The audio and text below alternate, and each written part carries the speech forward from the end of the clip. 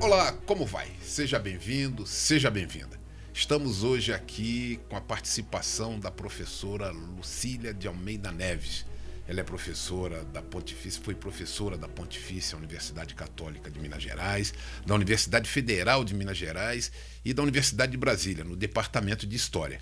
Ela é nossa convidada hoje para a gente tratar de uma foto que traz Getúlio Vargas, vencedor então da Revolução de 30, com autoridades, com homens públicos que formariam o gabinete provisório e o primeiro gabinete do Ministério Getúlio Vargas. Professora, seja bem-vinda, é um prazer tê-la aqui. Muito obrigada, um prazer é meu. Professora, eu agradeço pelo convite.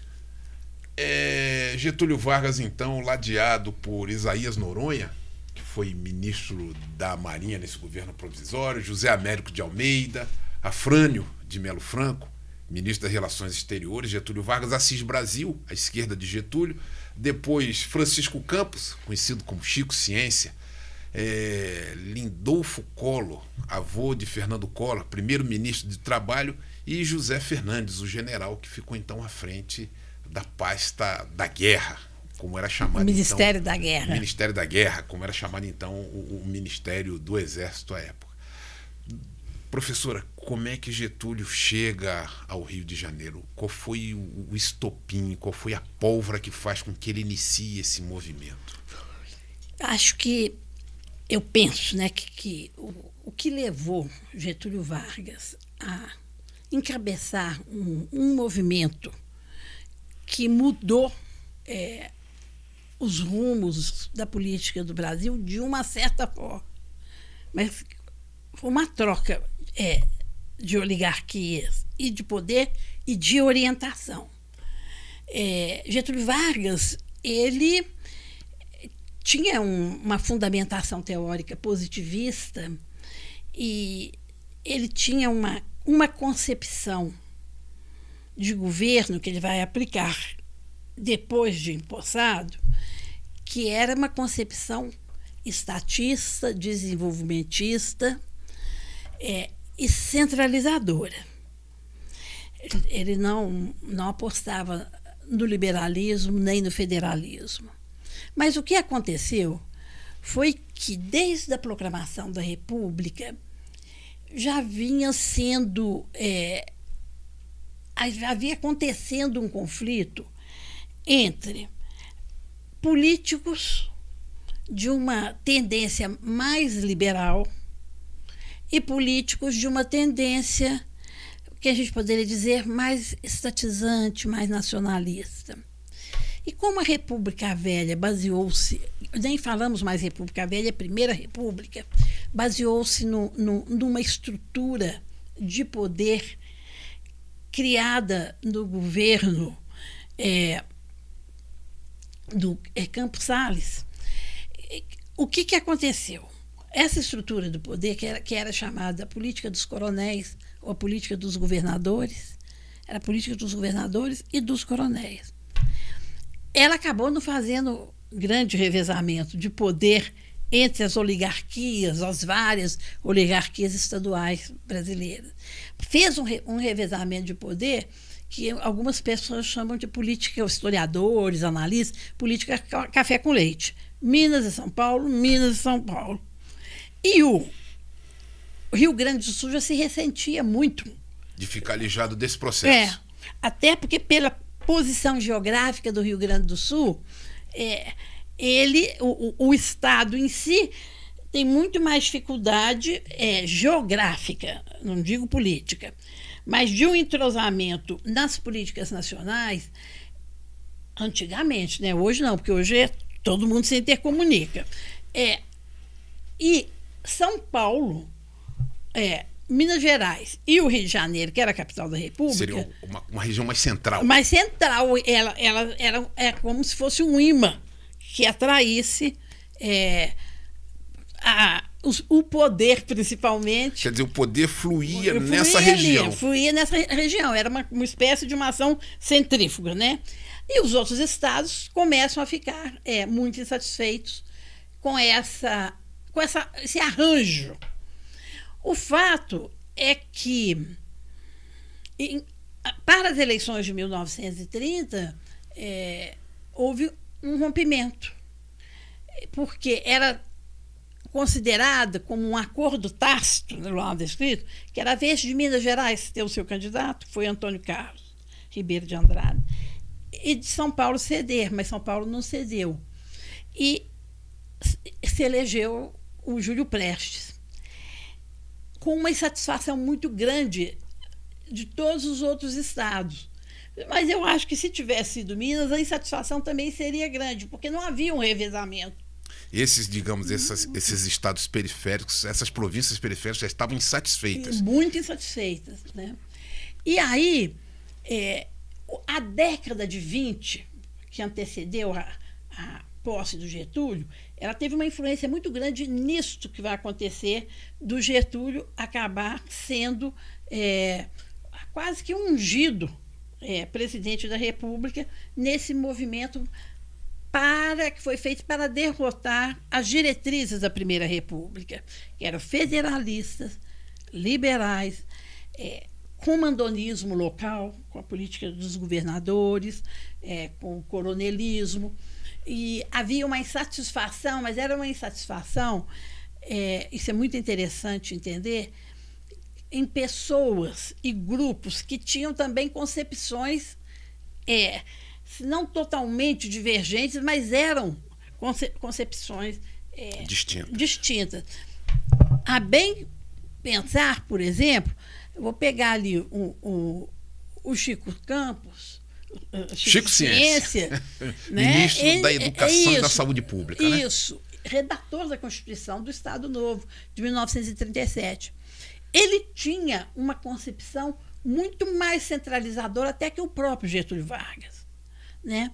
E quando a gente pensa, por exemplo, no Collor, Lindolfo Collor, ele tinha uma concepção muito social, tanto é que os termos básicos da legislação trabalhista brasileira, da CLT, foram por ele redigidos,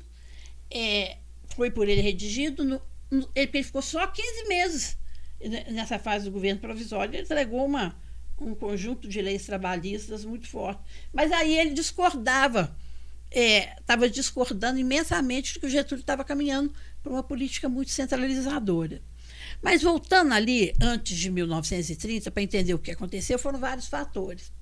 Primeiro, uma insatisfação de grupos impressionante depois que tomaria o poder em 64, que era o movimento do tenentismo, do qual até o próprio Prestes participou. A senhora disse que, então, que esse movimento tenentista, esses homens vão chegar a 64 já com patente mais alta, já, no final de carreira. Vão fazer parte ativa do movimento de 64. De 64.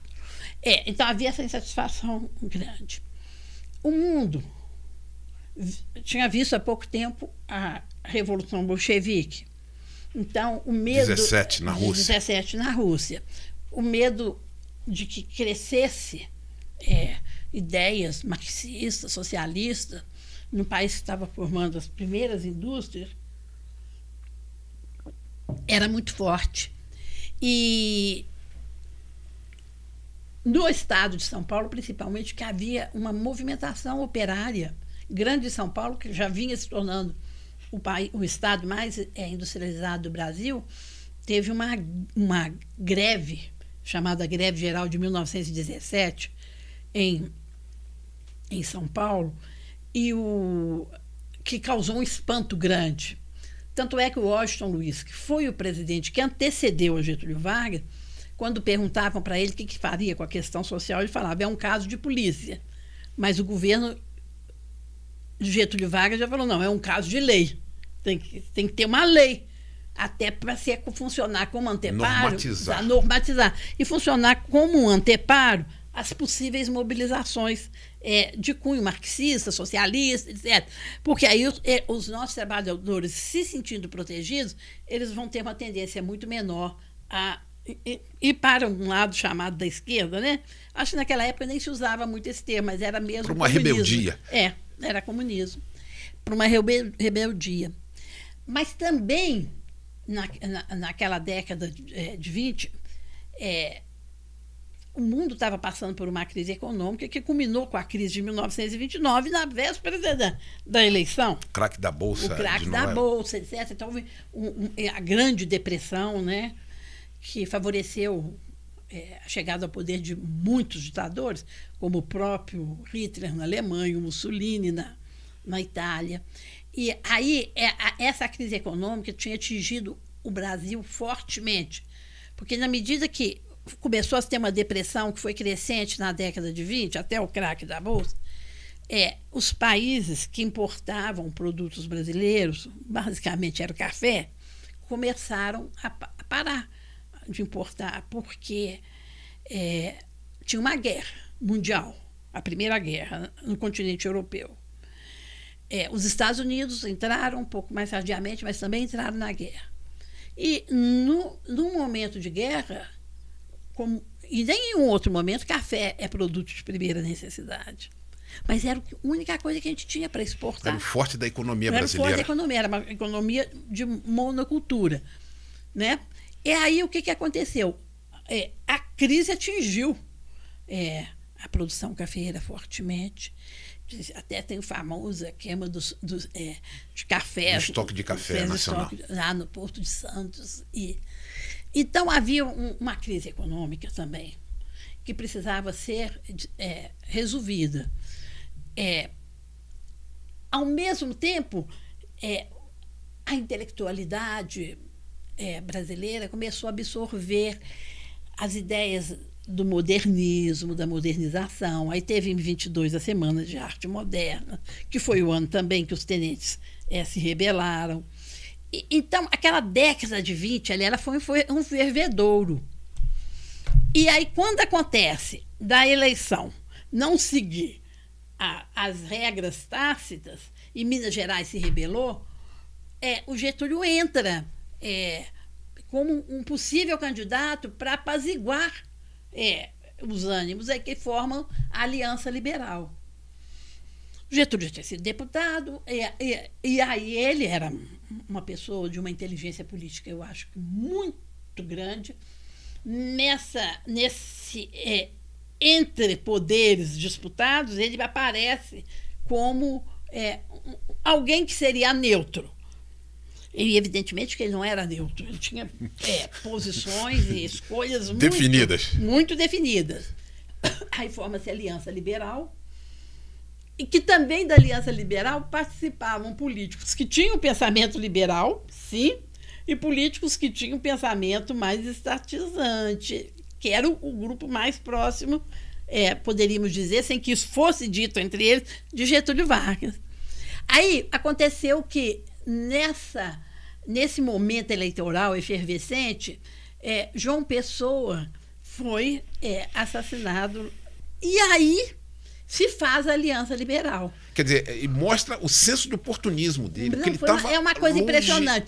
O Francisco Verfort, um cientista político, ele fala, numa análise que muitos historiadores consideram antiquada, mas eu não acho antiquada, eu acho ela precisa, que houve um vazio de poder no momento daquela tensão, e que aí Getúlio Não existe vácuo de poder, Não existe vácuo de poder.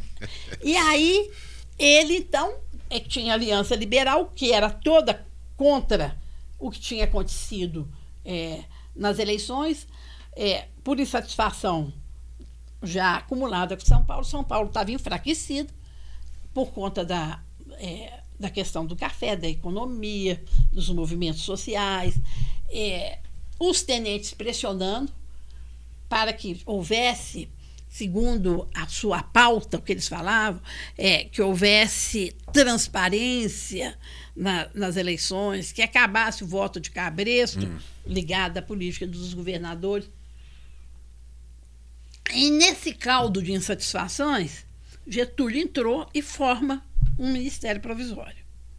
E contempla várias pessoas que não eram exatamente pessoas que pensavam como ele. Desse grupo mais próximo, com afinidade ideológica, digamos. Não, tinha uma afinidade diversificada. Tanto é interessante porque, naquele momento, eu acredito também que o Getúlio foi ganhando essa dimensão de ser um político com essas características que eu falei, estatizante, desenvolvimentista, nacionalista, distributivista, a questão da legislação social e tudo mais. Isso vai ganhando forma também na medida que ele vai governando. Mas à medida que ele vai governando, ele vai se afastando cada vez mais da chamada pauta liberal.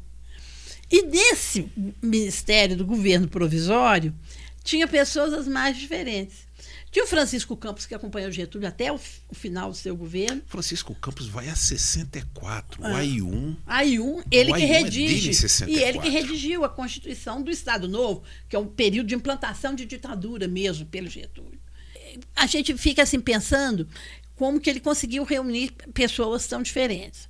Alguns não ficaram muito tempo, ficaram poucos meses. Mas naquele momento de crise, a cara que ele tinha do governo, que a cara que ele queria mostrar é que era um governo pluralista. Mas São Paulo não ficou satisfeito, porque eles eram, evidentemente, os maiores apoiadores de Júlio Prestes. E essa insatisfação de São Paulo vai a 32, né? Isso, que vai a 32. E pressionam, e tem a Revolução de 32. A minha tese de doutorado é sobre o PTB, o antigo PTB. E é muito interessante, só fazendo esse parêntese, porque eu tive a maior dificuldade, não consegui entrevistar nenhum político que tivesse tido uma alçada mais alta ou que fosse mais reconhecido, que fosse do PTB em São Paulo. Eu achava assim, um mundo de pessoas do PTB no Rio de Janeiro, Rio Grande do Sul. Eu entrevistei muita gente, mas paulista não era PTBista. PTBismo era Getúlio, trabalhismo era Getúlio. É interessante isso. E o Getúlio, então, reúne... Uma observação, professora, logradouros públicos em São Paulo com o nome de Getúlio Vargas, se existirem, são raridade. São raridade. Eu nunca ouvi falar que tivesse nunca. Agora, é interessante, é muito interessante, porque esse governo provisório, com esse ministério, ele ficou ali com uma espécie de mandato tampão. E, enquanto está governo provisório, acontece a Revolução de 32. Eu acho que a gente usa o termo revolução de uma forma muito, muito equivocada, mas vamos deixar porque é o senso comum e as pessoas conhecem assim. E aí, com a Revolução de 32, teve a eleição, aí o Getúlio foi eleito, e aí ele forma o chamado primeiro governo provisório. E o que acontece? Uma parte desses senhores que estão aí continuam acompanhando. A outra parte não, e teve a Assembleia Nacional Constituinte. Nessa altura, o Getúlio já tinha mostrado a que viera. E quando a Constituição de 34 foi promulgada, ele falou: vocês fizeram a Constituição, mas eu vou fazer a minha. E foi aqui o Chico Campos redigiu... Em 1937. Que é conhecida como a polaca, que fala assim, que ela copiou o modelo da Constituição fascista da Itália. E esses liberais que estiveram com ele lá no primeiro momento já estavam se afastando deles. Essa turma de liberais, todos eles vão formar um partido de oposição a Getúlio. Eles começaram com a Aliança Liberal, o nome é liberal, Aliança Liberal, e à medida que o governo Vargas foi andando, se tornou uma ditadura, eles se afastam. e coordenam todo o movimento para depor Jango. Oh, desculpe, Jango, eu estou com Jango na cabeça. Tá? O herdeiro de Getúlio. O herdeiro de Getúlio. É para depor Getúlio em 1945. Embora tenha tido a campanha queremista, embora os comunistas, que no Brasil que eram poucos, que estavam presos, tivessem saído, o próprio Prestes sai da prisão e vai no campo do Vasco da Gama, no Rio de Janeiro, declarar apoio a Getúlio Vargas. Porque nessa altura há uma polarização que eu acho que vinha se formando desde o Império, estava presente no momento da proclamação da República, estava presente na Primeira República, e que perdura até hoje. Uma concepção estatista, mas, entre aspas, era trabalhista, vamos chamar social-democrata, uma presença forte do Estado. Tinha um grupo de adeptos forte, mas forma uma tendência com pensamento muito liberal. Então, esses grupos vão entrar em conflito daí para frente. Nas eleições pós-45, que a gente volta a ter uma Constituição feita por uma Assembleia Nacional Constituinte, volta a ter, não, a gente teve a de 1891. Então, o que eu acho, assim, que eu penso como historiador, um pouco também como cientista político, o que aconteceu em 30 foi uma união provisória de contrários. União provisória de contrários. Isso. Que o Getúlio Vargas teceu muito bem. Teve habilidade. Quando ele é reeleito, em 1950, ele de novo faz um ministério, incluindo no ministério pessoas da antiga UDN, União Democrática Nacional, porque no Estado Novo não tinha partido. Eu vou falar uma coisa que é uma pérola, não tinha partido. Quando o Getúlio percebeu que a balança no mundo vinha mudando, né? Até porque terminou a Segunda Guerra, houve o papel importantíssimo da União Soviética, mas terminada a guerra, aí já era uma questão de barrar a vinda do socialismo e do comunismo para o mundo ocidental. E aí tem um conflito muito forte mesmo, de interesses, embora os comunistas fossem poucos, mas eles eram, assim, nós vamos falar, eles eram meio simbólicos, né? A presença era mais simbólica, mas esse simbolismo o mundo ocidental não queria. E, no ponto de vista da geopolítica, o Brasil estava na órbita de influência dos Estados Unidos. Feita o movimento de preparação para o que seria a redemocratização, que o próprio Getúlio encabeçou, em razão de tentar perceber, pelo fato de estar percebendo que ele não sobreviveria com aquele modelo altamente centralizado, etc., no Estado Novo, com a derrota dos países do eixo, a Alemanha, a Itália. O que acontece? O Getúlio tenta ver se consegue fazer uma transição pelo alto. Então, ele antecipa a abertura para se ter partidos políticos, mas ele já estava sofrendo oposição. O Manifesto dos Mineiros teve como um dos signatários, um dos mais importantes signatários, Zé Américo, reconhecido como intelectual, como escritor, né, vindo da Paraíba. Ele tinha ele era uma referência, nós poderíamos dizer, política e uma referência literária. E aí, então, por exemplo, ele, o Afrânio de Melo Franco, filho do Afrânio de Melo Franco, não próprio, esse pessoal se organiza e lança o Manifesto dos Mineiros, que já demonstrava a insatisfação. E aí, com o governo ditatorial de Vargas. E o José Américo dá uma entrevista que ficou famosíssima, criticando profundamente o governo Vargas e criticando a centralização, a ditadura, a censura, a ação do Departamento de Imprensa e Propaganda, a prisão dos adversários. políticos de Getúlio Vargas, então faz uma crítica forte à ditadura. Esse modelo tinha sido derrotado na guerra. Então, criticando a atuação de Filinto Miller. Filinto Miller, né? Toda ditadura que era o tem, responsável pela polícia de Getúlio polícia, Vargas. E toda ditadura a gente sabe que os métodos que são usados contra os opositores normalmente são muito fortes. Aí o Getúlio tentou se antecipar um pouco ao que ia acontecer, que era a queda dele. E ele nomeou o ministro da Justiça para poder coordenar o processo de transição. E aí, sendo entrevistado, o ministro da Justiça respondeu. O pessoal falou assim, mas ministro, o senhor vai criar partidos políticos, deu prazo para ter formação dos partidos políticos, aí vai ter uma Assembleia Nacional Constituinte, mas o senhor teve com o presidente esse tempo todo? Aí ele responde, meu filho, para o jornalista, né? Ditadura é muito bom quando somos martelo e é péssima quando somos o prego.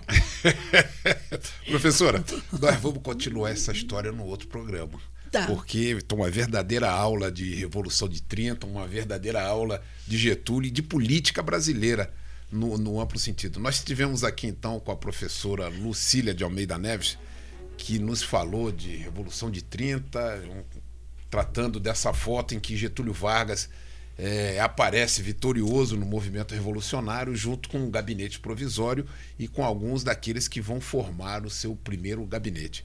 Professora, eu queria agradecer a sua presença e convidá-la para uma próxima oportunidade. Eu virei. Eu prometo que você é mais sucinta. Que isso. Continue dessa maneira, muito boa, foi uma verdadeira aula. Agradecemos a sua companhia. Muito obrigado.